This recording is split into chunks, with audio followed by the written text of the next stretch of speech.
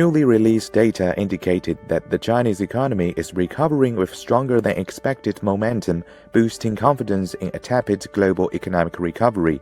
Data from the National Bureau of Statistics show Tuesday that China's gross domestic product grew 4.5% year-on-year in the first quarter. We have been pleased to see this rebound of China, not only for China, but also because of China's role in the world economy. China this year is going to contribute about 1/3 of global growth. We calculated that 1% more growth in China translates into 0.3% more growth for the economies that are connected to China.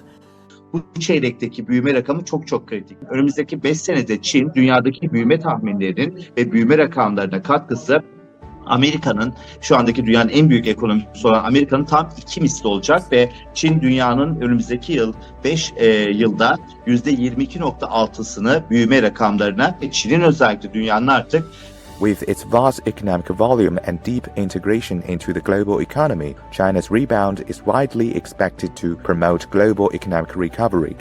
So we're projecting 5.2% growth in 2023. That's up from 3% last year. So very clearly, very significant fact. And of course, given the size of the Chinese economy, that's a key contributor to global growth in the coming year.